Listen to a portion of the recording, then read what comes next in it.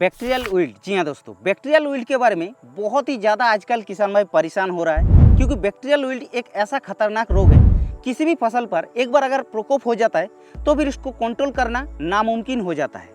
तो आज हम इसलिए आप लोगों के लिए ले आए हैं बैक्टीरियल विल्ट को कंट्रोल करने का तरीका।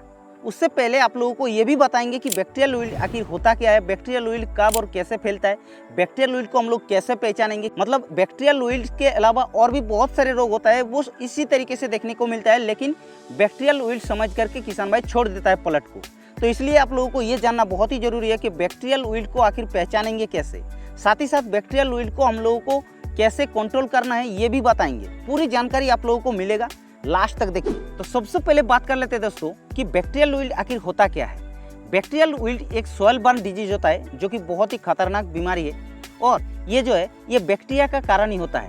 रोल्स्टेनिया सोलेनेसियम नामक एक बैक्टीरिया होता है और इसी के कारण में बैक्टीरियल विल्ट का प्रकोप होता है। चाहे टमाटर की फसल हो, चाहे बैगन की फसल हो, चाहे मिर्च की फसल हो, चाहे आलू की फसल हो, सभी फसल पर इसी के कारण बैक्टीरियल विल्ट का प्रकोप होता है। तो बैक्टीरियल विल्ट को हम लोग पहचानेंगे कैसे? देखिए, बैक्टीरियल विल्ट को पहचानने का सिंपल तरीका क्या होता है कि पहले तो ये जो पूरे प्लॉट में आप लोग देख पा रहे हैं, इस तरीके से पूरे प्लॉट में नहीं होता है। सिर्फ एक प्लांट के अंदर कुछ इस तरीके से एक पत्ते के अंदर मुरझाना देखने को मिलेगा, और जैसे एक पत्ता मुरझाएगा धीरे धीरे 2-3 पत्ते के अंदर ये मुरझाने लगेगा और धीरे धीरे पूरे प्लांट के अंदर ये खत्म हो जाएगा इस तरीके से।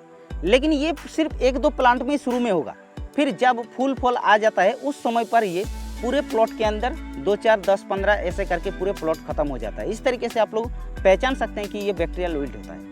उसके अलावा दूसरा एक प्रोसेस क्या होता है कि एक पौधे को आप लोगों को उखाड़ने के बाद कुछ इस तरीके से आप लोगों को पूरा साफ करने के बाद उसका जो जड़ होता है, उसके ऊपर जो तना होता है, उसको काट करके जैसे आप लोग साफ पानी में डालेंगे उसके अंदर से इस तरीके से गंध निकलेगा, तब आप लोग उससे जान सकते हैं कि ये बैक्टीरियल विल्ट का प्रकोप हुआ है।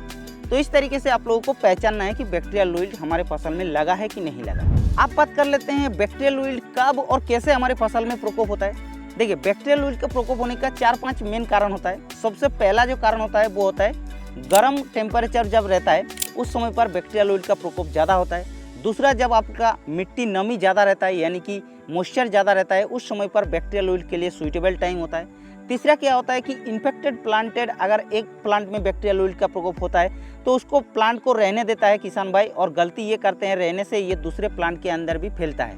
तो इस तरीके से तीसरा कारण हो गया। और चौथा कारण क्या होता है कि मिट्टी के अंदर दीमक वगैरह या फिर जो व्हाइट गर्भ वगैरह होता है, कीट होता है, उसके कारण ही होता है, क्योंकि वो भी बैक्टीरियल विल्ट को फैलाता है एक जगह से दूसरे जगह में। तो इस 4-5 कारण की वजह से बैक्टीरियल विल्ट का प्रकोप ज़्यादातर देखने के लिए मिलता है।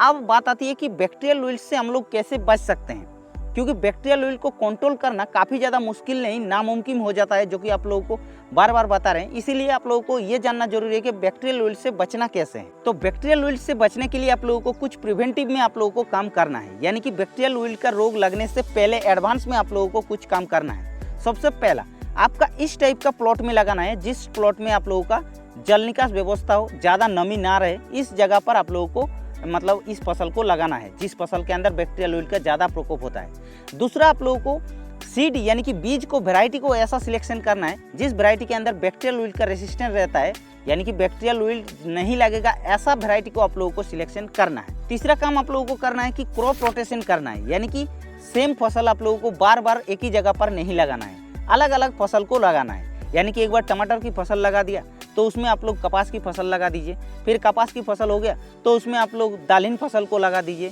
फिर ऐसे अलग अलग टाइप का मतलब क्रॉप रोटेशन करना है, तब जाके आप लोगों का बैक्टीरियल विल्ट का प्रकोप नहीं होगा। उसके अलावा आप लोगों को इन्फेक्टेड प्लांट से आप लोगों को बच के रहना है। इन्फेक्टेड प्लांट यानी कि एक प्लांट में जैसे बैक्टीरियल विल्ट का प्रकोप हो गया तो उसको तुरंत उखाड़ करके बाहर में किसी जगह में फेंक दीजिए, दूर में जाके, क्योंकि वो अगर रहेगा तो वो भी चारों तरफ फैलाएगा। तो इस तरीके से आप लोग बैक्टीरियल विल्ट से बच सकते हैं। उसके अलावा लास्ट और सबसे इंपॉर्टेंट काम जो करना है आप लोगों को वो होता है ट्राइकोडर्मा विरिडी नामक एक पाउडर मिलता है बाजार में, तो उसको आप लोगों को 1 kg लेना है और साथ ही साथ 2 kg गुड़ लेना है। दोनों को आप लोगों को 4-5 दिन तक घोल बनाकर रख देना है अच्छी तरीके से कई मतलब छाँव में, और उसके बाद उसको आप लोगों को ड्रेंचिंग करना है या फिर ड्रिप के माध्यम से चलाना है। स्प्रे नहीं करना है, अगर स्प्रे करेंगे तो रिजल्ट उतना अच्छा नहीं मिलेगा। आप लोगों को ड्रेंचिंग करना है या फिर चाहे तो आप लोग ड्रिप से चला सकते हैं। इस तरीके से आप लोगों को हफ्ते में एक बार कम से कम चलाना है, तब जाके आपके फसल के अंदर बैक्टीरियल विल्ट का प्रकोप नहीं होगा।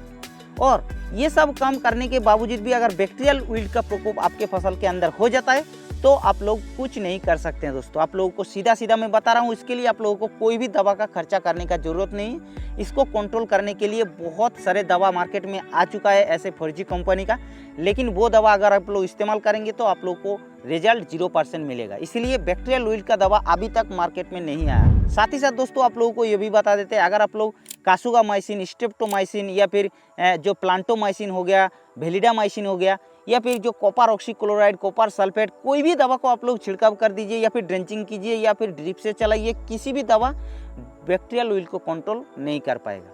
इसीलिए आप लोगों को मैं ये बता रहा हूँ कि जो पहले काम एडवांस में करना है वो तो हमने बता दिया। उस काम को अगर एडवांस तरीके से करते हैं तो आपके प्लॉट के अंदर बहुत ही कम चांस होगा कि बैक्टीरियल विल्ट का प्रकोप होने का। इसलिए ये सब काम आप लोगों को एडवांस में करना है। तो इस वीडियो के माध्यम से तो आप लोगों को दोस्तों बैक्टीरियल विल्ट के बारे में सभी एकदम क्लियर कर दिया।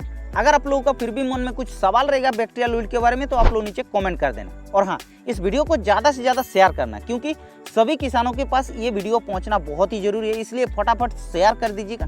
और हमारे इस चैनल पर पहली बार आ रहे हैं तो चैनल को सब्सक्राइब भी कर सकते हैं, क्योंकि हम इस चैनल पर ऐसे न्यू वीडियो आप लोगों के लिए डालते रहते हैं।